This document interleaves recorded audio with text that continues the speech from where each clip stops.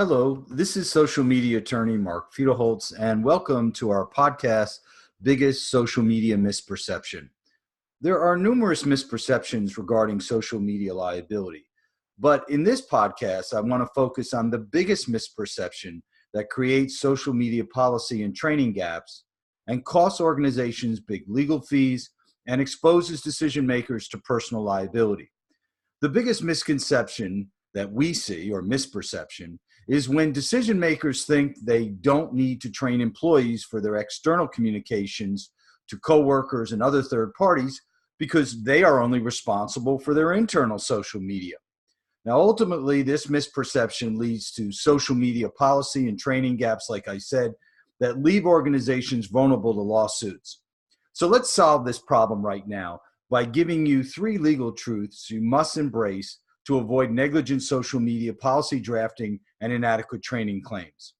First, courts don't carve out different legal exceptions on libel, First Amendment, privacy law, or other core media laws based on whether a person was using a personal device or work device.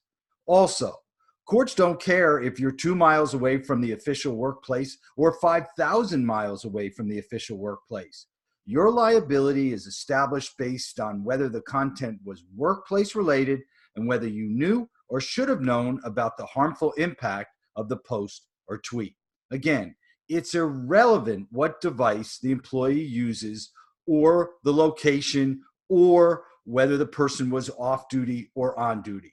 Second, courts, especially the U.S. Supreme Court in Packingham versus North Carolina and in Riley versus California, recognize the enormous power of social media and the power of personal devices to give employees access to powerful social media platforms at the official workplace or away from the official workplace.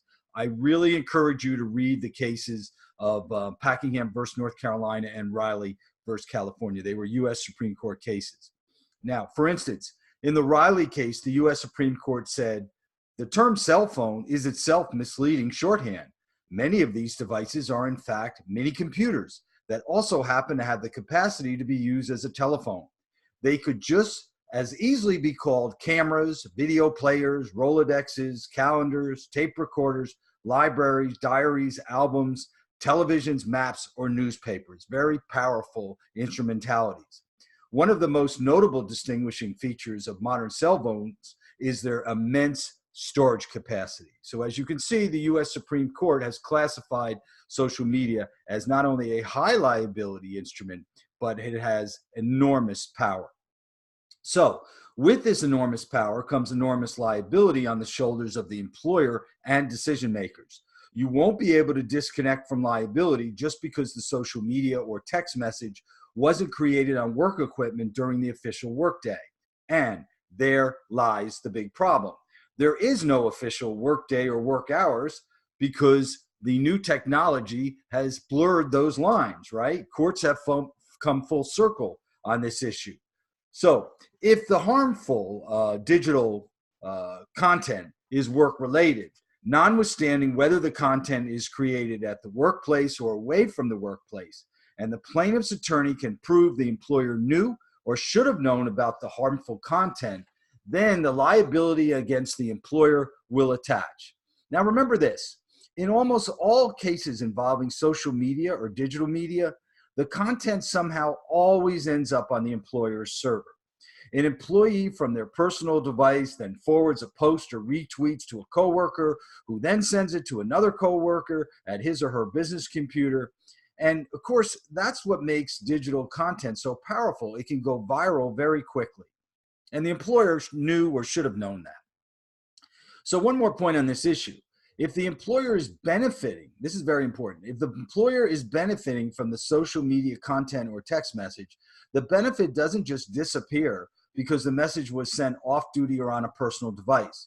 The employer benefited from the content, therefore it was work-related, and a strong case can be made that liability to the employer will attach. So let's wrap this up and see what we have come up with in terms of takeaways on this podcast. All right, remember, the golden rule, you can't monitor every real-time post or tweet from an employee's personal device. And that's one of the reasons the courts is saying that all employees have to be trained in social media liability because you can't monitor and control what they do externally. You are not set because you only have a few communication professionals managing your social media. That doesn't protect you just because you have a lockdown on your internal social media with a few professionals. What about the external social media? So you are also liable for the external workplace related social media content created by employees on their personal phones off duty. Courts do not establish an employer's liability solely on whether the social media content and text messages were created on duty and on a workplace device. I know I've mentioned it a few times, but it's important that you know this. Courts focus on whether the content was work-related and whether the employer knew or should have known about that content. Next, at this point in today's tech world, the employer should recognize the power of social media platforms and the ability for personal devices to access those platforms 24/7 from anywhere with an internet connection. The employer can't derive a benefit from this amazing technology and then selectively distance themselves from content because it carries potential liability. And they won't be able to claim the employee wasn't on duty and the content wasn't created here, it was created on a personal device. It's not going to wash anymore. And then the last point for the takeaways is that, so now you know why it's essential in your social media policy to include precise policy language regarding external communications. This is the reason why people have professionals like me redraft or update their social media policy, because I do this 200 hours a month and I have 30 years experience. And there are gaps there that unless you're on top of this and you are a social media law specialist, you're going to miss and you're going to get burned in court. And you don't want that to happen. All right.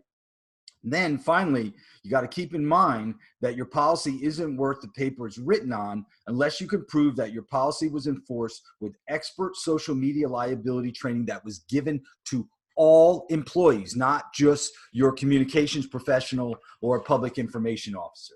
All right. Well, thank you so much for spending time with me on this podcast. I hope you learned a lot of new information. And again, this is the end of the podcast. Thank you very much.